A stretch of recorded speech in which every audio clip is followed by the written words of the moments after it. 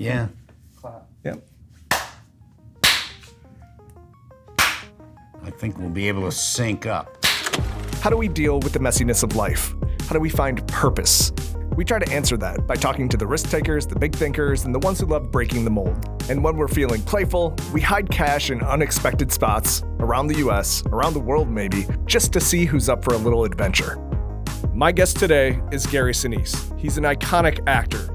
Lieutenant Dan Taylor, Ken Mattingly, Detective Mac Taylor, Harry S. Truman, George Milton. Now, he's a dedicated patriot and a relentless advocate for veterans. He's a force of gratitude and a force of service. I'm Jay Mays, and this is SEARED, the pursuit of purpose. Well, welcome to SEARED, Gary. Thank you. I appreciate you doing this. Just the other day, you performed at the Grand Ole Opry. How was that experience? Yeah, that very special. It was a very special night. Just a lot of things going on. First, I'd never done that before, so that was just wonderful to be able to, play at the Opry and say that we did that. Very special. But it was also celebrating 30 years of Forrest Gump, and it was also, highlighting the work that we do at the Gary Sinise Foundation, and also raising money for the Gary Sinise Foundation. So I was really pleased because it was a sellout, and a lot of veterans came out to the show, and it was filled with veterans and Gump fans and music fans and everything. So it was just a delightful evening, and we had a great bill, a lot of great people on the bill, and my band played at the end, and we showed clips from Forrest Gump, and it was just a really fun, special night. The Opry itself, obviously steeped in history, and then being able to take Forrest Gump there and the Lieutenant Dan band there as well, just had to be electric. Yeah. We came up with the idea of doing something around the 30th anniversary of Forrest Gump. I actually reached out and said, is Paramount doing anything? Is there any kind of thing going on? Mm-hmm. And there wasn't really anything going on with the studio, so we came up with this idea in cooperation with the Opry, and they loved it. They had a great time. They were great to work with. Putting the bill together. Some of the artists on the bill I knew, and I was able to call them, but the Opry, called out a bunch of great folks, and everybody played. And the house band there is just awesome. They're fantastic. So we had a great night. And then afterwards, we had a kind of a VIP Q&A thing where Wendy Feinerman, the producer, Michael T. Williamson, who played Bubba, Michael Connor Humphreys, who was Little Forrest running with the braces on his legs, of course, and me. We all were up there, and we did a Q&A for the audience, and it was a lot of fun. Oh, that had to be special. It was great fun. Are there, when you're on stage and you're looking, were you thinking about who's played there before and that stage you were on, and sort of, or were you just out there sort of being in the band and enjoying it? I thought about all that kind of prior to going in. I mean, Larry Gatlin's a friend of mine, so I called Larry first and asked him if they were available to come and do it.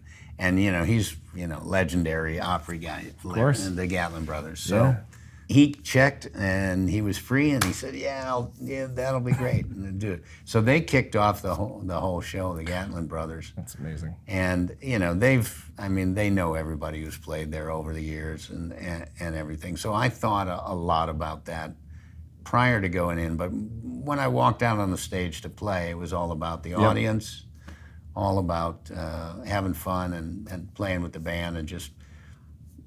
I've taken this band all over the world. We've done hundreds of shows all over the world, playing on military bases and whatnot. I moved my foundation to Nashville a little over 2 years ago, and we just moved here. My family just was able to get here in September, and within months, I'm playing at the Opry. So it was pretty special. I have a very good friend who's very. A really good relationship with folks at the Opry. So she introduced us, and then we got this thing going, and I think the Opry had a really good time with it. That's great. Do you think you'll do it again annually? Or is this a I don't know. one-off? That's kind of up to the Opry. I've heard they loved it, Yeah. and they really thought it was a very, very special night. So I wouldn't be surprised if we did something again. That's pretty awesome. I'll try to be there next time if I can. That sounds like an amazing experience. Do the 30th anniversry of Apollo 13. There you go, coming up. Yeah, June 30th. That's next year is Apollo 13. Yeah. Maybe we'll do that.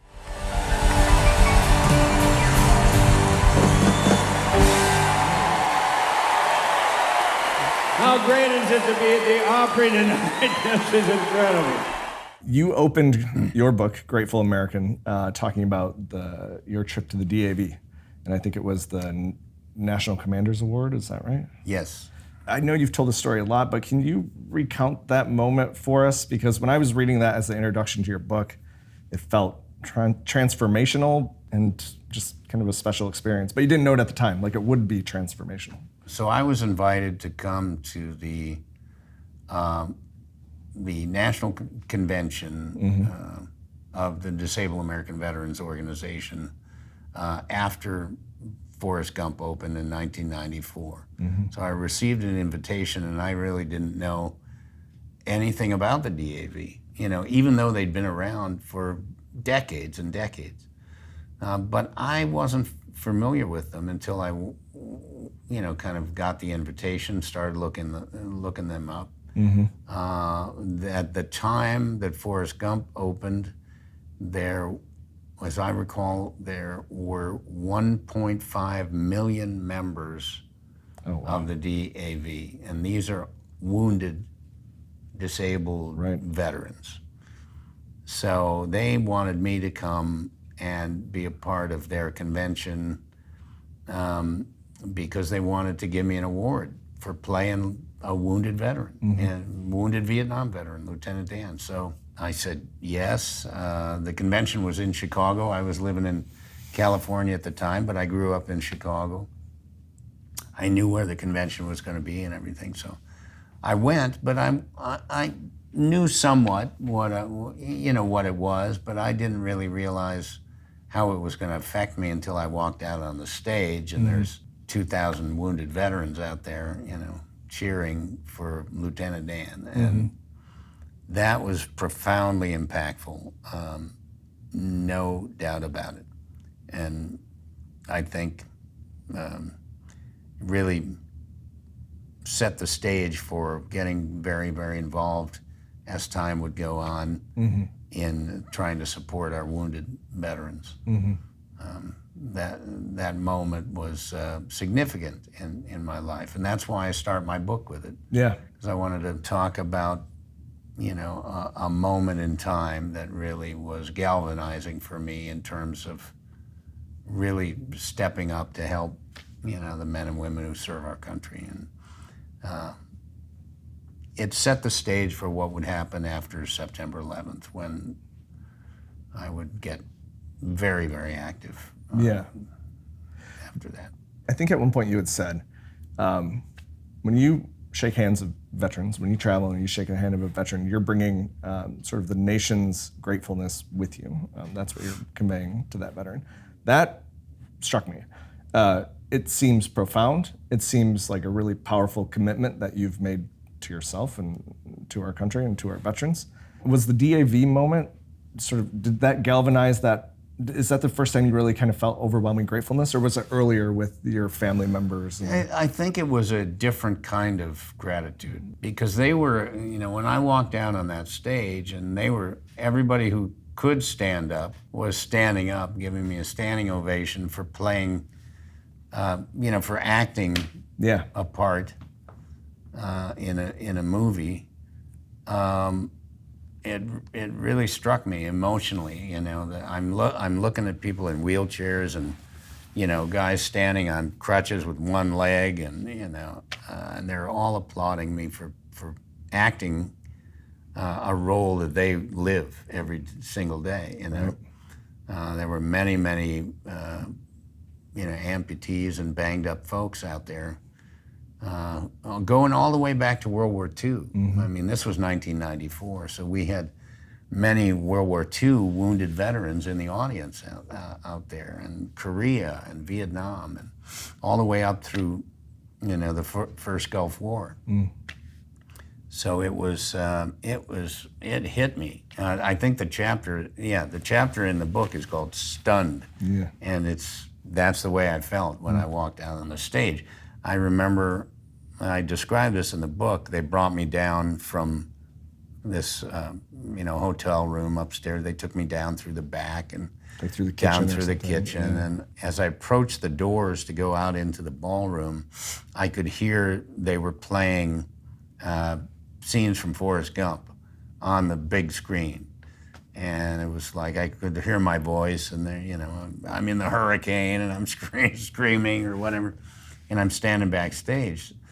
But I didn't really know what was on the other side of the door until I opened the door and walked up the wheelchair ramp onto the stage and looked out and saw all these wounded veterans out there. And it stunned me, and I was emotional, and I was grateful, to be, acknowledged by this group. And so I stayed very, very actively involved with them for what is now 30 years. But prior to that, it was Vietnam veterans in my family. It was the veterans on my side of the family, my wife's side of the family, Vietnam veterans. So those veterans back in the 70s and 80s, they had impacted me, but something was changing from the 80s to the 90s when I played Lieutenant Dan in Forrest Gump. No question. I think the 80s sort of teed me up a bit for playing Lieutenant Dan, because I did get actively involved with supporting Vietnam veterans in the 80s. Was that through Tracers? Yes, because I have Vietnam veterans on my wife's side of the family, I just began to get educated from them about what it was like to serve in Vietnam and come home. And so I became the artistic director of Steppenwolf. I was one of the founders, but I wasn't the artistic director until the early 80s. And then I wanted to find a piece of material as a director to speak to the Vietnam veteran experience. So I started looking for one. I found a play that was written by a group of Vietnam veterans, and they were performing it on stage in Los Angeles. So I flew out there and I saw it, and I was so moved by it. I just begged them to let me do it in Chicago. They eventually let me have the rights. And when we performed it in Chicago, we made it free for veterans on Tuesday nights. So every Tuesday night, word spread through the Chicago veteran community that you could go see this play about Vietnam. And so Vietnam veterans were just pouring in to see it. That was impactful, to be in a room with hundreds of Vietnam veterans watching my cast perform this play, and then these veterans just cheering wildly for them and coming back week after week to see it again and again. It was like their stories were being told on stage, and it was very hard for our Vietnam veterans to come back from war. And this was the early 80s. The Vietnam Wall opened in 1982. This play went on in Chicago in 1984. So it was just, things were starting to turn. We were recognizing it as a country that we had treated our Vietnam veterans very badly. We wanted to make up for that. There was a memorial built. There were parades starting to happen. All of a sudden, this play is being, performed on stage, and veterans could come for free. So something happened there. And I got kind of actively involved with Vietnam veterans in the Chicago area. So I helped them. Actually, there's a memorial in Lansing, Illinois, called the Lansing Veterans Memorial. I helped to raise the money for that, and that was conceived by veterans who came to see that play. Oh, that's awesome. And were impacted by it, and felt they wanted to do something more, so they created a memorial and built a beautiful memorial. So I'm very, very proud of that. And those were kind of seeds that were planted that evolved into playing Lieutenant Dan in Forrest Gump, getting involved with the DAV, and then setting the stage for more activity after September 11th, 2001. I'm glad we worked our way back to Steppenwolf and Tracers, because I did, when I was reading your book, I did feel that was, again, one of those moments that was formative, but didn't align with your, like aligned with some of your purpose at the moment, but not what your kind of ultimate purpose and goals were. So it was interesting to see sort of the roots of that taking place so early. Yep. There was a passage in your book that we kind of share, and you mentioned regret for not talking to or asking, I think it was your grandfather and your Uncle Jerry about their service before they passed. I share that similarly. I have two uncles who served in and around Vietnam and didn't talk about their experiences, except maybe to my mother, but I never asked them about it, and I missed that opportunity. Do you think about that? How did you ultimately cope with that? Does that just kind of hang on? Yeah, I mean, it's looking back and wishing that I had been more aware, you know, aware enough as a kid to realize, oh, my grandfather was in World War I. He must have some pretty interesting stories about that. But I was not aware, right? You know, and that's the regret, is that I wasn't really. I was a kid, and I didn't. You know, my grandfather was kind of a scary guy to me, and you know, we lived very close to them until I was about 9 years old, and then we moved up north. I was born on the south side of Chicago. We moved up to the north side, and so we would see them on, you know, maybe Sundays we'd go to my grandfather and grandmother's house for dinner or something like that.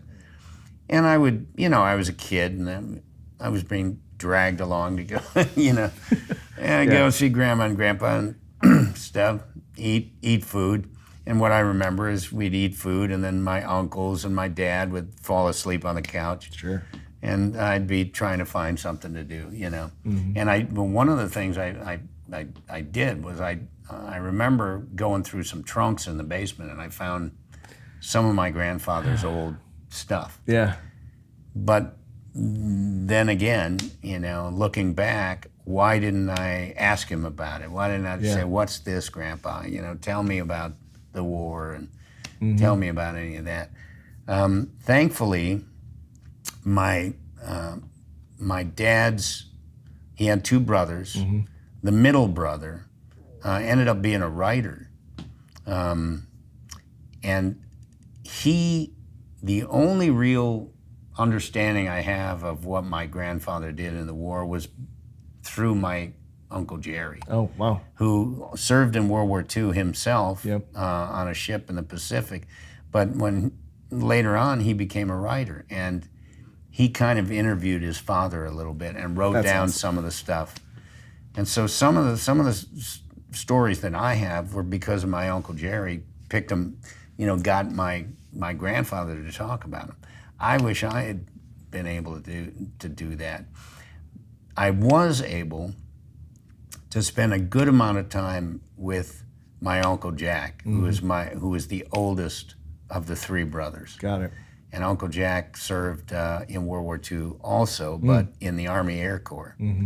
My Uncle Jerry went to the Navy. My Uncle Jack went to the Army Air Corps. And he was a navigator on a B-17 bomber. Well, he lived to be 90 years old, died in 2014. And, you know, for years, I would just make it a point to take my Uncle Jack on trips with me. I'm playing for the troops. I'm playing for veterans all over with my band. I'm doing the National Memorial Day concert in Washington, D.C., the National World War II Museum in New Orleans, all these different things. And I would make it a point to get my dad and my Uncle Jack together and include Uncle Jack on the trips that we had. So I got to spend a good amount of time with Uncle Jack talking about the war. In fact, I even arranged for the National World War II Museum in New Orleans to record him on video telling his story of what his war years were like. And so that's preserved at the National World War II Museum. His story, him telling his story, is at the museum. That's incredible. So that, the regret I have is my Uncle Jerry moved to Texas Sure. when I was young, so we only would see them occasionally. Yeah. And my grandfather, I never talked to him. He died in the 70s, and Gotcha. I never got to really talk to him about the war. My grandfather died young in the 70s in a factory accident, but he served in World War II, and he's my namesake, and I never had the opportunity to meet him, but so I don't regret that one, but it is one I think about a lot. Like, I just wonder what his experiences were like.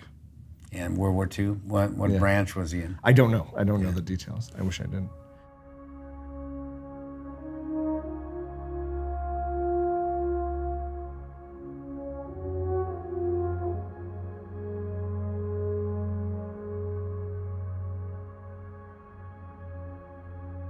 I have, oh man, this is gonna be the hardest part of the interview for me to get through. I have a 10-month-old son.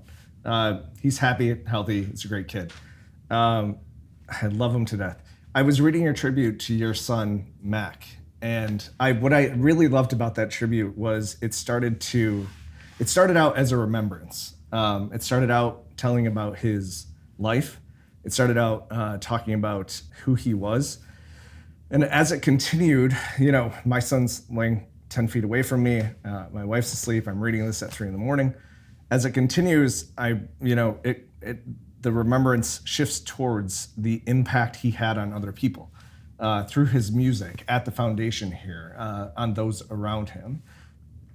What do you want to share about him and about his impact on the world so that we can remember him together?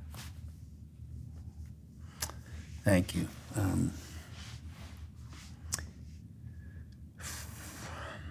He was an amazing guy. He had we got hit in 2018. It was a tough summer because I got hit with like 2 cancer diagnoses at the same time. My wife was diagnosed with stage 3 breast cancer, and then just a month later, we found out that our son Mac had this very, very rare cancer called chordoma. Mm-hmm. And it's so rare that the metastatic cancer that he had, maybe 90 people a year are diagnosed with this. So there are no drugs, there's nothing to fight it. So we kept trying everything that we could, and he kept trying. And as time went on, he became more disabled by the cancer, and things got more difficult. He was fighting hard. He was a musician, a composer, went to USC Music School, and really just a beautiful person. And he kind of, during the cancer fight, he put his music away. And last year, which turned out to be the last year of his life, he said early last year, 2023, he said, "Dad, I have a piece of music I wrote in college and I never finished, and what would you think if I asked one of your band members to help me flesh it out?" And so I said, yeah. And Mac has grown up around all my band members. Mm-hmm. He played with my band when he was 15 years old. First time he went on, he was a drummer, and he was an exceptional drummer, just a natural ability to do it. Yeah. And he was paralyzed from the chest down. He couldn't play drums. He couldn't play anything anymore. But he was able to pick up the harmonica and teach himself harmonica. We had a hospital bed in the house. And he said, "I want to try to finish this piece of music." So he teamed up with a couple of my band members that started fleshing it out. And then a buddy of his from college called him, and they used to be pals. They're both composers. And he played this piece of music for his buddy Oliver from college, and Oliver loved it, and they went to work on finishing it now. And then last summer, they went into the studio and recorded this piece of music called Arctic Circles that Mac wrote. And Oliver did a beautiful arrangement for it and went into the studio with the orchestra all these videos are on his YouTube channel, Mac Sinise YouTube, so you can see the videos of the recording sessions, you can hear the music. And after that beautiful day, he wanted to make a whole record. So that was July of last year, and we moved here to Nashville in September. And then by November, they were in the studio recording an entire album worth of music, bunch of music that Mac wrote, some other songs that he plays harmonica on, like Amazing Grace, and a song called Red River Valley that he plays on. And he made a record called Resurrection and Revival. And the theme is, taking something that was old and just resurrecting it and making it new again, reviving it, bringing it to new life. So some of the songs on there, like Amazing Grace, this is an old song, but Sure. he plays harmonica on Amazing Grace. And so he revived it and kind of resurrected this old song, but kind of brought it to a new life by playing it on harmonica. And that's what Resurrection and Revival is. He finished the record, in late December. We had a viewing party for the videos that were shot when we did the sessions in Nashville in November.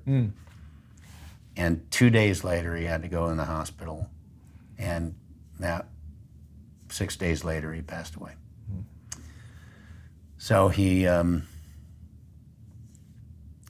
accomplished, what he wanted. He was happy at the end. In fact, those first few days in the hospital, he was playing the music for the nurses, and they were crying, and it was very beautiful to see what how they were responding to Mac's music and what that was doing for him, how it was lifting him up and helping him through those early hospital days. And then things got more difficult. But now we're doing part 2 of the record because I found all this music on his Dropbox file. I had no idea. And there was all this other music that he wrote that he tucked away that he never played for me. And it's beautiful stuff. And we're making a part 2 of his record right now. We just had our first recording session on Monday. We have 2 more sessions at the end of August. My band just learned one of his songs that I found in his Dropbox file. Wow. We played it over the weekend at Fort Leonard Wood and Fort Knox. Wow. They gave him a standing ovation. That's amazing. It's powerful. Yeah, they gave him a standing ovation. So Mac was, he was something. And one of the last things he did as an employee of the Gary Sinise Foundation was to start a podcast. It's now on the homepage of our website because he did 2 podcasts and then he got too sick to continue. So after he died, I told the team here, I said, we're going to resurrect that in Mac's name, in his honor. We're going to build a podcast studio, and we're going to start doing podcasts just like he would have done. So the second podcast just hit today. The first one was with me. The second one is with his sisters. And it's just hitting today, I think. The podcast studio is right over here. I'll show it to you. Yeah, that'd be fantastic. If you want. I would love to see it. But it's beautiful. After the story that you read, one of our donors at the Gary Sinise Foundation read that story and called up and said, I want to donate some money to honor Mac and name something.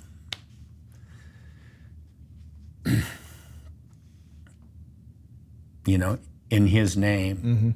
And I had just had the idea for the podcast, so I said, I know what we can do with some of that money. That's perfect. So some of the money went to help build the podcast studio and get the podcast off the ground. The rest of it went to the Cordoma Foundation to help them with research and development. They were very helpful to us in our fight because there's nobody that's working on this particular cancer, but they are, and so we just made a big donation to them. And Mac was an incredible guy, and People loved him here that knew him. You know, a lot of the people here didn't know him personally, but some of the folks here go way back with him, and they remember him well. Those are powerful ways to honor him. And father to father, I'm sorry for your loss. Thank you. Thank you.